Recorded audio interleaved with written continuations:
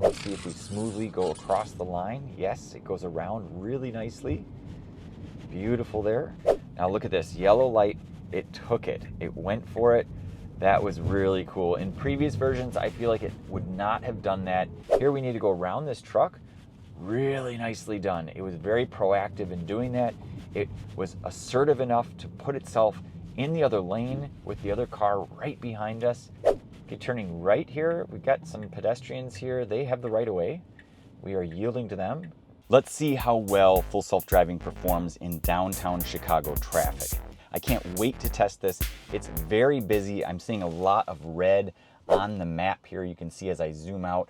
I'm taking it over to the Lyric Opera of Chicago and a couple other random destinations. I am nervous/anxious and eager to test this out. So I'm gonna get out of this spot manually. I can show you if I do put it into drive and wait a minute, sometimes it will allow you to turn it on. There we go, it allows you to turn it on. But if I turn it on from here, it will not be able to get out of the spot. I'm too close to the car. This has been a known, I don't know if you'd call it an issue, but certainly in my mind, you shouldn't be able to turn it on when you're in a parking spot and it knows it cannot get out of it. But maybe that's just it. It doesn't know that it can't get out of it. So I'll cancel out of that and I'll just report it. Unable to exit parallel parking space. So there we go. I can record my feedback and send that over to Tesla. We'll go ahead and turn it on from here.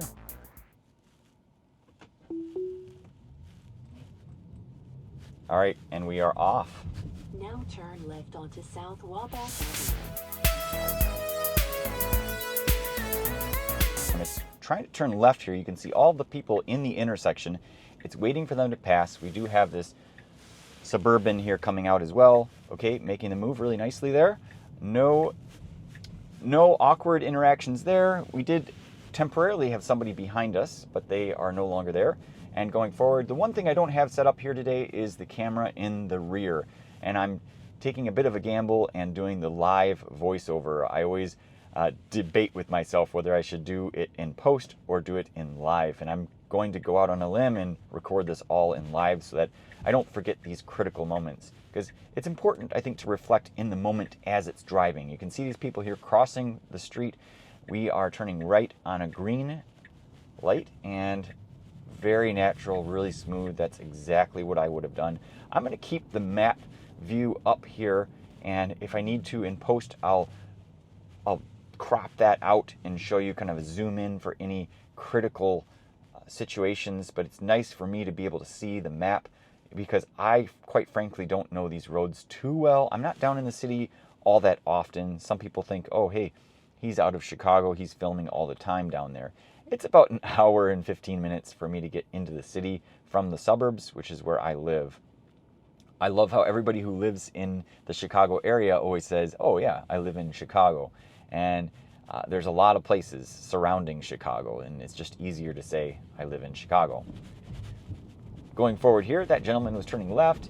It didn't really mind him turning left at all. It went straight. We did have the right of way there. And coming forward, up here is the museum campus.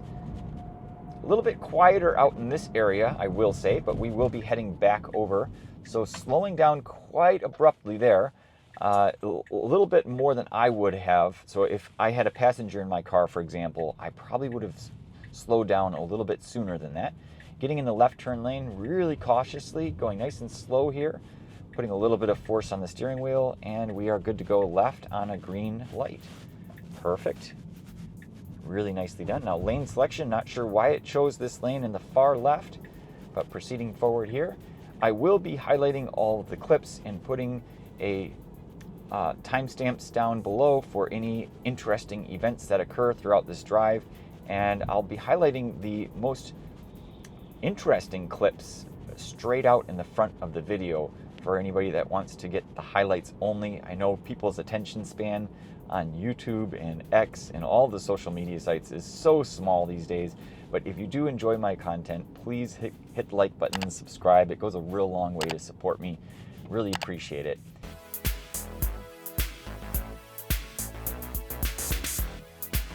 All right, so take a look here. I'm kind of on autopilot. My brain, at least, I know we're in a single lane, and no tricky, difficult maneuvers. So I haven't been paying too much attention to the road. That's one nice thing about the automated features with Tesla. But now these situations, you can see we have road construction coming up. It's splitting left and right, and my car is getting into the right lane, which is a wise thing to do, I think, because that is the left turn only lane. And it could have easily have forced my car over there, but I am partially blocking this lane now on the left. Thankfully, nobody is behind me. If they were, I think they'd be honking at this point in time, but we are safe. It did choose this gap. It was a bit of a tight gap, but it did make it over in time, and the car behind me gave me enough space. Now, as a human driver, you would recognize really quickly, oh, we don't need to turn left there. I will say that it did a decent enough job. But those are the situations where you really need to pay attention. Here we are going under a bridge, and the lighting has obviously changed down in here.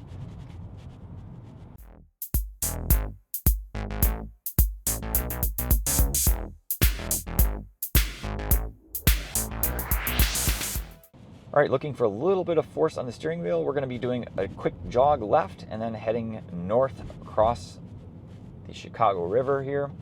Slowing down here, not sure why it's slowing down. Okay, apply slight turning force. It looks like it did not want to sit in the middle of that intersection, which is interesting. I kind of like that, but it didn't feel very natural.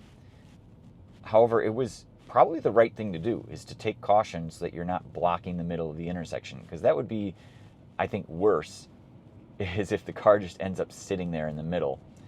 Fascinating to see scenarios like that. I will say it's interesting observing that, because when you're not paying like 100% attention, because you're obviously not driving, the car's driving itself, sometimes you wonder, wait, what's it doing? And then you realize, oh yeah, I understand what it's doing, because it's a computer at the end of the day, right?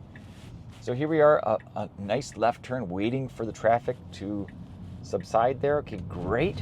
And we're going under the bridge here. Pretty cool to see, getting all the way into the right lane. I like it, because we are going to be turning right up here. I hope everybody's doing well. I hope everybody is excited for the Robotaxi reveal August 8th. I know I am stoked for it. A lot of rumors swirling around with Elon Musk laying off his supercharger team. I really strongly believe that part of the plan has been to allow these robotaxis to charge themselves ever since the beginning. And Tesla's been acquiring some companies that can do wireless charging, and I really believe that that's going to be a big part of their strategy moving forward. And it's fascinating because Whole Mars blog recently posted, and I don't know if he's just engagement trolling or what he's actually trying to accomplish by posting some controversial things. Look at this. This is a very tight area here. Avoided the curb really nicely. Wow, I never would have come down here, to be honest with you. I've never taken this road ever before in my life. But Omar, Whole Mars blog, mentioned that it's been solved. Full self-driving has been solved. That raised quite a bit of speculation and curiosity. People are wondering, how has it been solved? What do you mean? Where'd you get this information? And I think it's probable that it's been solved per se, but definitely not 100%. You can never account for every single edge case. Now, when he said it's been solved, it's probable that it's been solved through all the training data. Look at this. It's going over here into this really tight gap, taking the lead of that previous car, but we are going to be going straight here. It's interesting that it came over into this area. Nobody behind us at the moment. This is not where I would have gone. I'm not opposed to what it did here. Now going forward, okay, and it looks like it might creep back into the other lane. Look at this. Okay, so we have a break in the road. Now you have on the left and the right. Not sure how it knew to choose this lane. the one in the center is going straight. This is turning right only. So technically this is the wrong lane to be in. Let's see what happens here. Hopefully the light turns green. We have someone right behind us, and then we've got a van in front with its hazard lights on. And I think we might get honked at here pretty soon.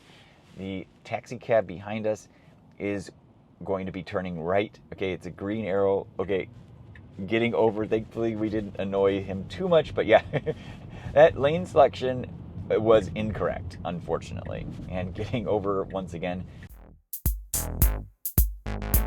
All right, no turn on red, no worries here. It's a green light, nobody behind us. Pressure is off for me. Perfect. Coming up here, I'm just gonna go ahead and delete this, and we'll see. Sometimes when you delete a waypoint, it has erratic behavior. It's unpredictable. We are going to be turning left here. Let's see if it can pull this off. Okay, maybe it was a little bit too quick to turn left, so it's passing over where it was going to turn left, and now pulling over to the right. Not sure why. Okay, so the right turn signal was on there for a second. Interesting. I think it may think that we arrived at a destination. Now coming back out onto the road, not a problem. Not too much traffic up in this area. Creeping nice and slowly, and we're heading over onto Whacker Drive. Okay, changing lanes there, really nicely done. I was not paying enough attention to really monitor it there. Changing lanes again, really smooth and well in advance. Now we set ourselves up for a challenge here. You can see this truck in front of us with its hazard lights on. We are gonna have to go up to that truck and then go around it to get over to Clark Street. Let's see how it handles this. So turn signal is on. Thankfully there's enough of a gap. Thank you to the person behind us for allowing us to squeeze back over there and then back over to the left again. I love that I can just kind of kick back here and not really do much. Now, I'm ever so often, you may see on the camera, my finger is touching, swiping across. Like right now, there was the blue bar at the top of the screen. My finger will swipe across the steering wheel just to give it a little bit of force. A couple little awkward situations, but nothing that got us in trouble. So far, no interventions and no disengagements. Very happy with this drive so far. Handling this very nicely. Could be a lot more crowded. You know, it's not rush hour, but now it's 1:06 p.m. on a Wednesday afternoon. And coming forward here, we are going to be going over the river now, on top of the river, and then onto Whacker Drive. So this is Illinois Street, and we are gridlocked with traffic all around us. Not anticipating too many issues here with this short little drive up to Whacker Drive. Could be interesting with this truck here. Looks like their hazard lights just went on. Let's see if we smoothly go across the line. Yes, it goes around really nicely. Beautiful there. Got a lot of people kind of coming out in the street. It safely went forward there. No issues whatsoever. And coming forward a little bit further. Now at any point in time, somebody could dart out from between these cars. So I am on high alert. So even though my car is driving itself, I am still in control and can take over on a moment's notice. And my foot here can hit the brake as well. So taking over accounts for me jerking the steering wheel or stepping on the brake, or the third method is pushing up on the right drive stalk.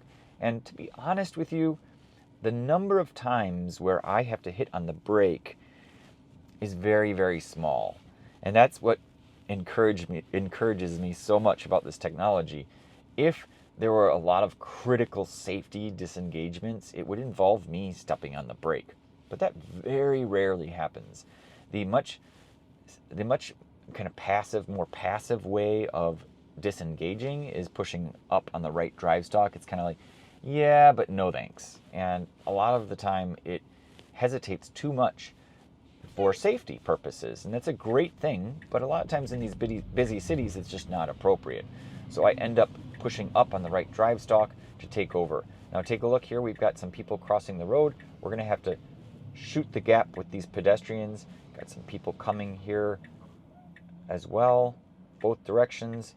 And right after this, we should be pushing forward. Okay, there it goes. Nicely done. Felt very natural, no issues whatsoever. Coming over, getting ready to go left up here, which is interesting. I love that lane selection. Now, if I was driving, that's exactly what I would have done. And the only reason is because when I'm driving it, I feel like I'm playing Tetris. I always want to get as far forward, or in Tetris, as far down as I possibly can. And that's not always the strategy in Tetris, but I always try to fill that gap.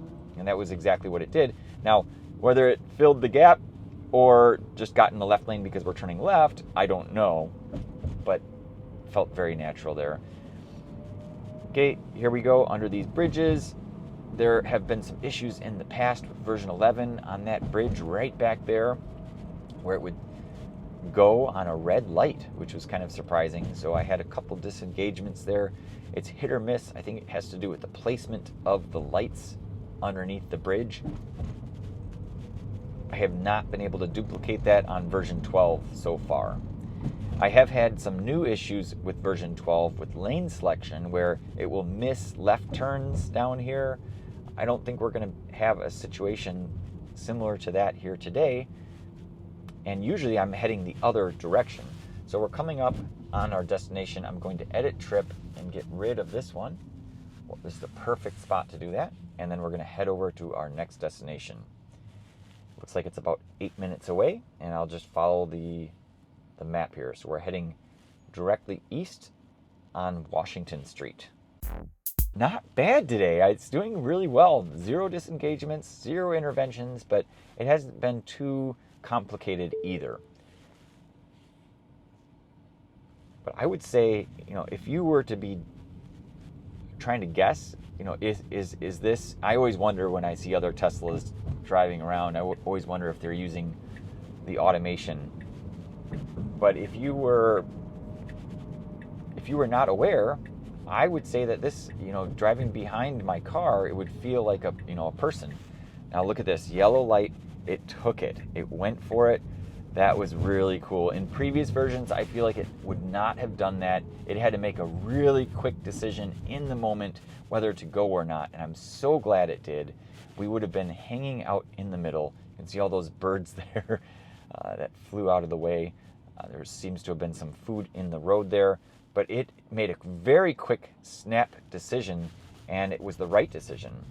Here, moving really close to the other car in the other lane there, but did the right thing. I was very happy with that. So I should point out my car is a 2019 Model 3. I'm running hardware 3. I have the ultrasonic sensors on my car. So you'll see on the side of the road, those little red symbols. Those are the ultrasonic sensors kind of detecting things around my car. It's always interesting to me because these pillars scare me. And the pillars on a bridge, especially when you're driving under the bridge itself, it's always scary because I wonder if it's going to hit one of those pillars. Here we need to go around this truck. Really nicely done. It was very proactive in doing that. It was assertive enough to put itself in the other lane with the other car right behind us.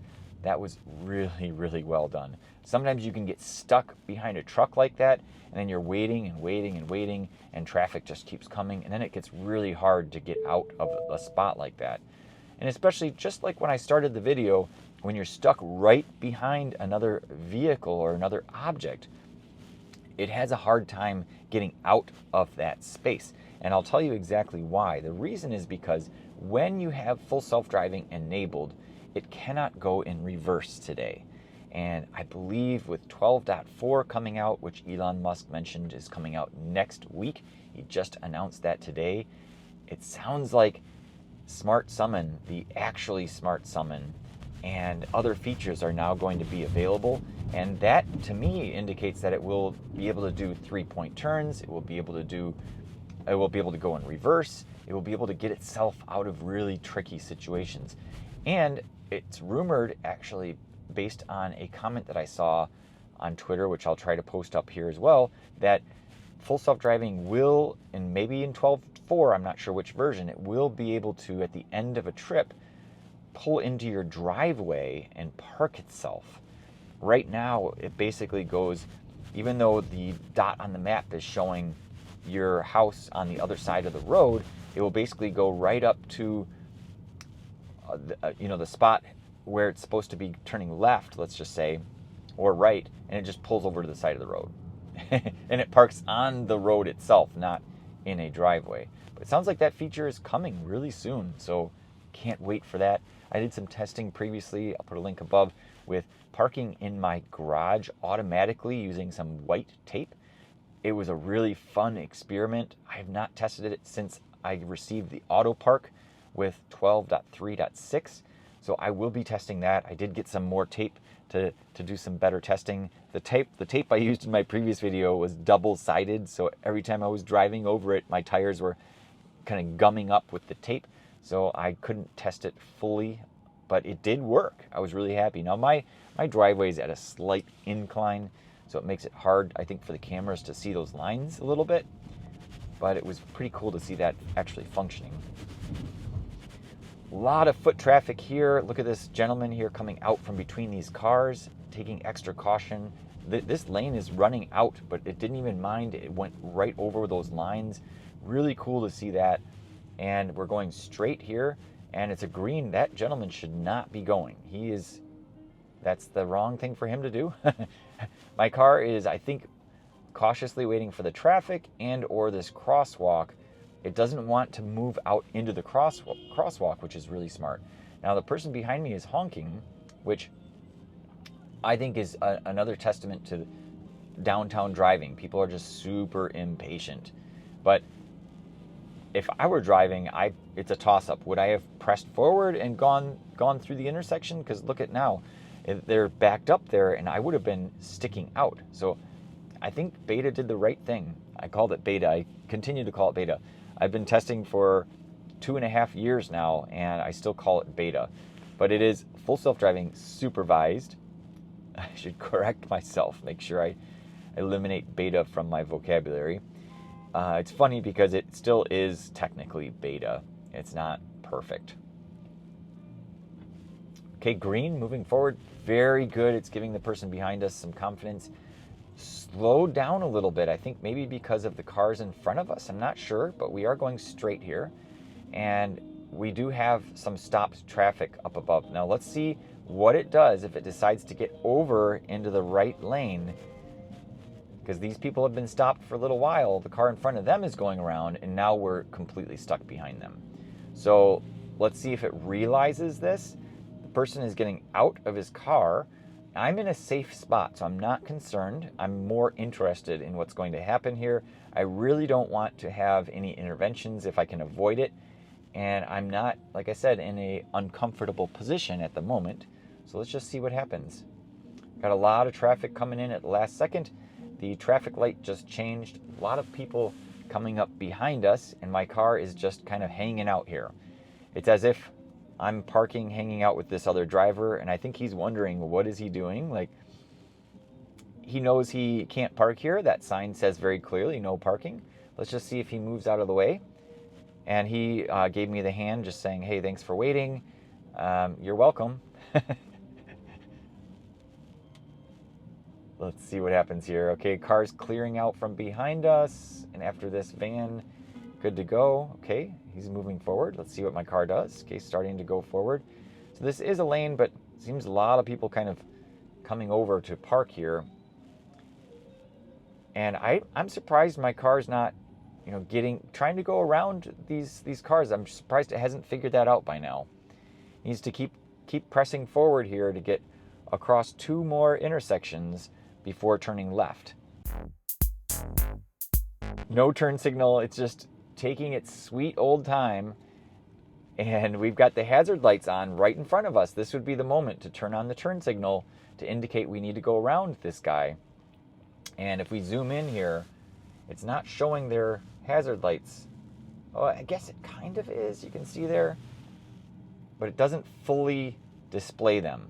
So a little bit disappointing for me, because if I had all the time in the world and I was carefree, then I would be totally fine with just sitting here and waiting, which I'm lucky because, yes, I do have all the time in the world right now. I'm filming and testing this and documenting it, so I'm fine with this. But my goodness, if you were driving and trying to get to a final destination, this definitely would be a intervention or disengagement. And I'm almost to the point now myself where it's like, okay, I've had enough of this. Looks like there's a security guard right behind me, and I am going to get out of here before he tries to get my car. And he is about to take a picture of my license plate. I think he's about to try to do something. So yeah, I definitely had to take over there. I think, I was illegally parked, but so he's moving forward. The security guy's moving forward to take a picture of the next car, which had its hazard lights on and now moving out of the way.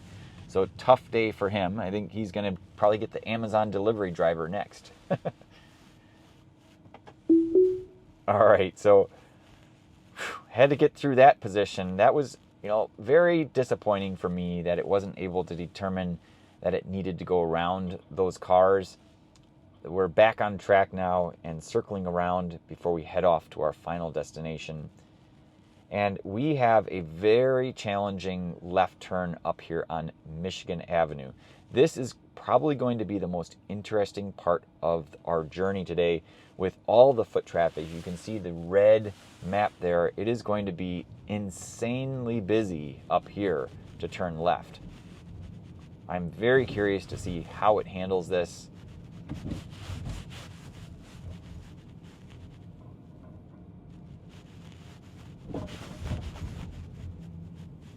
Slowing down here, not sure why. Okay, I'm stepping on the accelerator there. I'm going to report that. Look at that, did that beautifully. Even though it's heavily congested here, it did the exact right thing. It stayed as far left as possible, knowing that we need to turn left up here on Randolph Road. And once it makes it through here, I mean, we've got a protected left turn, quite a bit of dips in the road. Now that car turned red because they were turning left, but thankfully it didn't interfere or disrupt our acceleration or our velocity. All right, and then coming up to our destination, I will go ahead and eliminate this one so we can head back to the parking garage. And I think this is going to actually turn left here, which is fine. Okay, great, just in the nick of time, turning left. Cool, look at this. So we do get to drive under the bridge. Pretty neat stuff. So I think, up until now, I've been driving for a good 30 minutes, I'd say. I've had one disengagement and one intervention. Okay, nobody behind us. I'm giving it some time here, but yeah, they moved out of the way. Okay, moving forward here. It is a beautiful day outside, 71 degrees. I'm very, very happy with the weather right now. And I'm very excited for the future of full self-driving. I can't wait for the day when I can dispatch my car to go pick people up on its own. I really, truly believe that day will come in the future. And at that point, my car will pay for itself. And that was not really the original goal. I purchased full self-driving in 2019 and wasn't able to actually use it until 2 years later. Not sure what it's doing. Okay, it can creep forward. That was really interesting. If anybody has any input or thoughts on what just happened there, I would love to hear from you. It seemed to have hesitated for some unknown reason, and it almost went in reverse. I felt like it was backing up for a second, but it was quite a distance behind this line up here. But what I was just saying is that I have been waiting to get full self-driving for 2 years, and when I first purchased it, first of all, I'm a tech geek. I love testing stuff out like this, and I love being on the leading edge and I've always wanted a self-driving car. I think that's just so badass. It's awesome. I had to be in that group, and at the time it was $5,000-$6,000, and that was a lot of money. And now it's $8,000, which I think is crazy given that you can buy a subscription for $99 a month. I think that's what, like I'd have to do the math again, but that's like 5 to 7 years of paying, $99 to get to the 8,000 price tag. But I ended up paying $6,000 because it was after the purchase. And a lot of people wonder, well, what were your expectations? What did you really truly expect to get out of it? And my expectations were based on being able to relax a little bit more while you're driving, and take that pressure off of constantly having to be 100% alert and having to operate everything. I'm very open-minded with that. A lot of people that I know, they're like, no way would I let the car drive itself. I like being in control. Well, full self-driving gives you the option to be in control. And you're always in control, I should clarify. But it gives you the option to use it or to not use it. And it's a hybrid right now. I mean, I take over when I need to take over. But for the vast majority of the time, it does everything really, really well.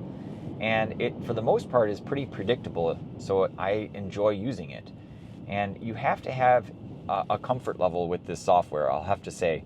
So it takes a little bit of getting used to before you can trust it. Like in this situation, pretty predictable, right?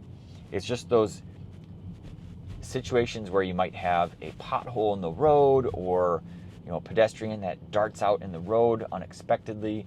Those are the moments where you just have to be hyper alert and ready to take over. But my expectations have already been met, to be honest with you. I know some people are really holding out. They're like, hey, they're kind of upset with Tesla because Tesla did promise that it would be fully autonomous and that it would be able to drive itself. And they also have been touting these features like Smart Summon and Auto Park. Auto Park was not available for a really long time and now it's suddenly available. Now you can see here I'm quite a ways behind this line, and I feel this is not the right thing. So I am debating stepping on the accelerator here. I will if they honk at me. Let's just put it that way. They're not honking at me. I think the people behind me are going straight. But really, that line is way up there, and I should be going further forward. So interesting that it decides to stop way back here. But again, I don't have any major issues with this myself. I don't know if it sees a line on the road. Let me just zoom in here. Now it's like it's creeping forward there just ever so slightly. Okay, green light. Yeah, so people behind me did not seem to mind that at all. Now here you can't see any lines on the road. We've got a lot of shadows on the road, and it's doing a decent job. The lines are there. I can see them very faintly. And now once we cross over here, you can see the lines really nicely. But it did a nice job kind of staying to the right there, given that you couldn't see the lines at all. Couple more blocks here and we will be arriving at the parking garage, and then I have to head on back to getting some work done for the rest of the day. It's nice being down in the city. There's a big trade show going on. Really excited to be down here at the Automate show this week. Automate is all about industrial automation and manufacturing and robots. A lot of robots here at this show.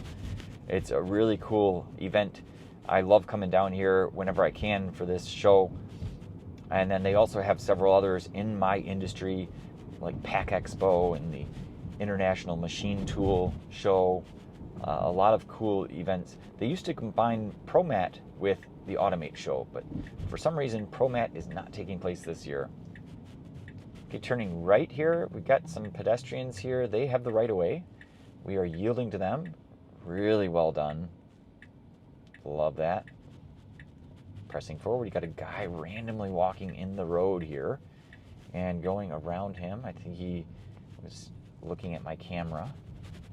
And we are arriving here at our parking place. So I'm going to pull over here and hopefully without getting in trouble, I'm going to... Oh, well, we've got some police right in front of us. Probably not the best place to take my camera down, although they look like they're kind of chill. So I might just do this really quick. Thanks so much, everybody, for watching. I really appreciate your support. Please consider supporting me on Patreon if you like my content. It goes a really long way. Thank you to my dutiful followers. I love you to death, and I really appreciate everything you do. Have a great day, and I'll see you guys in the next full self-driving video.